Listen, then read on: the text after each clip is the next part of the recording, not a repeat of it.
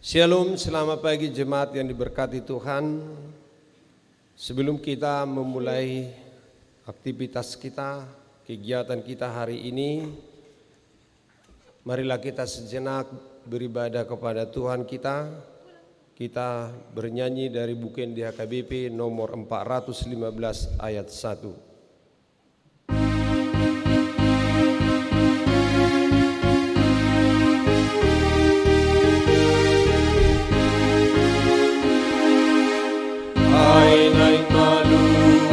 Sian dosa Bogo murani Tuhan rai Takut mai asa sonang roham Nagogo tutu murari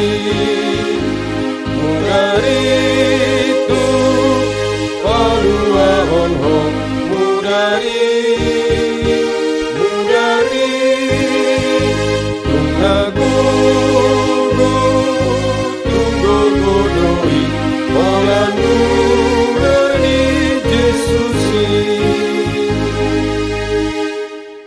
Kasih karunia dan damai sejahtera Allah kiranya menyertaimu di dalam Yesus Kristus Tuhan kita. Amin. Saudara jemaat yang diberkati Tuhan, firman Tuhan untuk kita di pagi hari Selasa ini diambil dari 1 Petrus 1 ayat 19. 1 Petrus pasal 1 ayat 19. Melainkan dengan darah yang mahal, yaitu darah Kristus yang sama seperti darah anak domba yang tak bernoda dan tak bercacat. Alai binahin ni mudar ni Kristus na argaido, na songon mudar ni biru-biru naso hasurahan, naso marlidang. Saudara jemaat Tuhan yang terkasih, pada waktu saya membaca-baca renungan ini, saya menemukan sebuah kisah yang dimulai dari seorang narapidana yang dihukum selama 19 tahun karena mencuri roti supaya keluarganya tak kelaparan lagi. Jean Valjean nama orang itu. Menjadi begitu sangat sakit hati karena telah diperlakukan semena-mena oleh hukum yang membuat dirinya itu dipenjara selama 19 tahun hanya karena mencuri sepotong roti. Menurut cerita yang saya baca itu, Jean sekeluarnya dari penjara masih dengan dendam dan rasa sakit hati karena diperlakukan tidak adil pada waktu itu. Jean Valjean mulai mencari kehidupan barunya. Tetapi apa daya, dari dulu hingga sekarang yang namanya alumni Hotel Prodeo memang sulit diterima masyarakat. Semua orang menolak kehadirannya pada waktu itu. Namun ada satu orang yang mau menerimanya, Myriel namanya, seorang uskup yang tidak hanya sekedar menerima dirinya, tetapi memperlakukannya sebagaimana layaknya manusia, bukan mantan narapidana. Ia diberi tempat tinggal, diberi makan, minum, semuanya untuk Jean. Akan tetapi apa yang terjadi? Pada suatu malam, Valjean bangun untuk mencuri sendok dan piring perak kepunyaan sang pendeta. Dan sang uskup yang terbangun dari tidurnya karena mendengar suara ribut itu, dipukulnya hingga pingsan. Dan kemudian Valjean melarikan diri. Tak disangka, tak diduga, Valjean ditangkap keesokan harinya oleh aparat polisi yang curiga akan gerak-geriknya. Dan ia pun dibawa lagi ke uskup Myriel.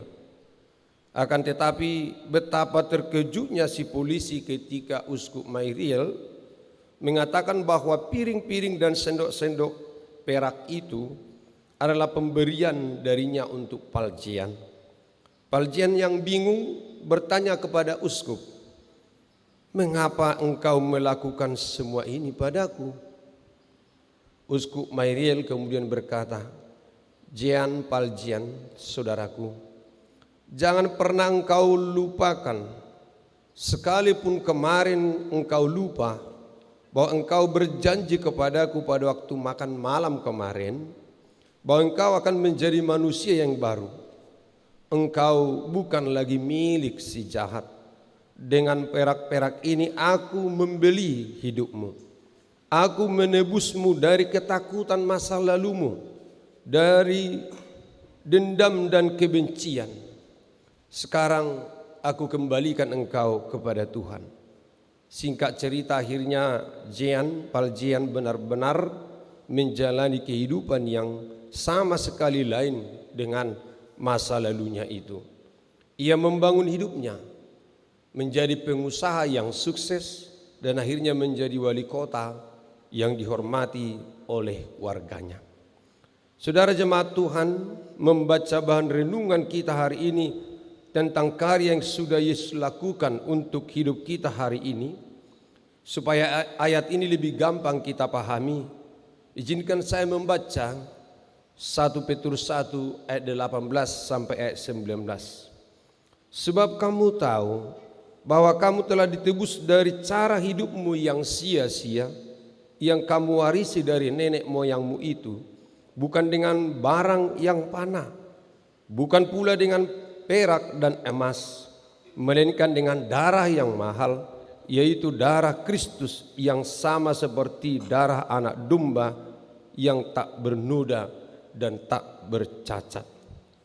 Pastor Myriel melepaskan Jean Valjean dengan perak tersebut dan ternyata menyebabkan mendapat hidup baru dan membuat dirinya menjadi berharga dan berguna jauh lebih yang telah diterima oleh Jean kita terima dari Allah Tuhan kita, bukan dengan perak melainkan dengan darah yang mahal.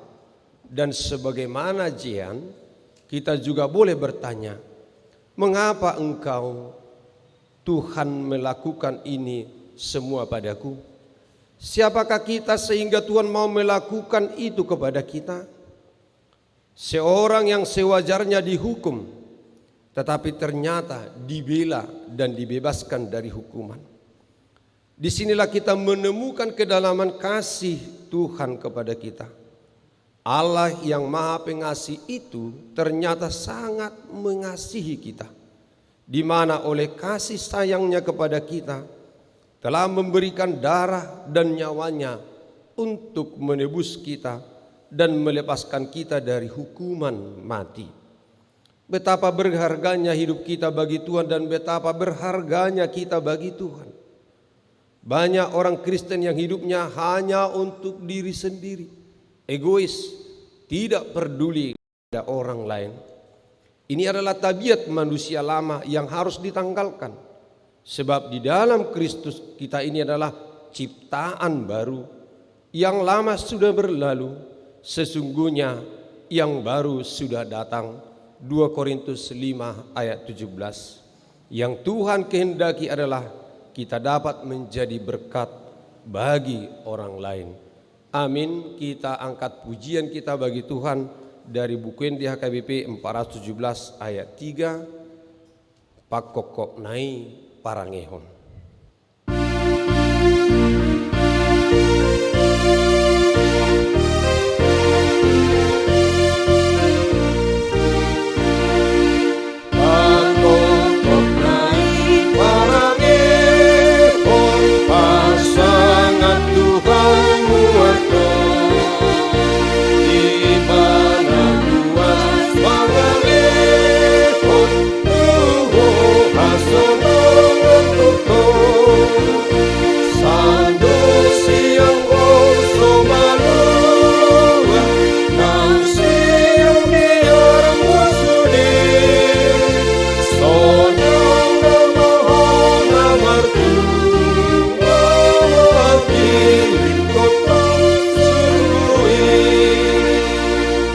Marilah kita berdoa. Ya Allah Tuhan kami, Allah pengasih dan penyayang dan panjang sabar. Hari ini kami bersyukur Tuhan karena Engkau tidak membalaskan kepada kami setiap kesalahan dan dosa kami. Bahkan Tuhan, pada saat kami berdosa, melakukan banyak hal yang tidak sesuai dengan kehendak firman Tuhan, Engkau membela kami, Engkau menebus kami, bukan dengan emas dan perak, namun dengan darah yang mahal. Engkau mati bagi kami. Engkau menggantikan kami menerima hukuman dosa dengan mati di kayu salib. Betapa berharganya hidup kami bagimu. Engkau tidak menginginkan kematian kami. Ya Tuhan, kami sungguh bangga memiliki Engkau Tuhan yang mau menebus kami supaya kami memperoleh hidup.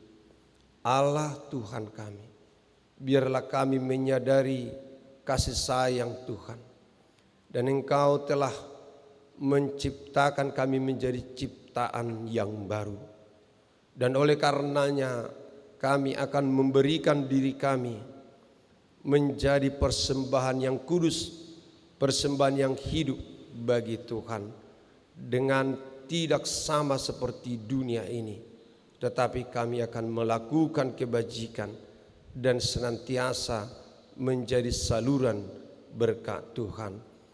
Amin. Anugerah Tuhan kita Yesus Kristus, kasih setia Allah Bapa, dan persekutuan Roh Kudus kiranya menyertai kamu sekalian. Amin. Shalom, selamat pagi.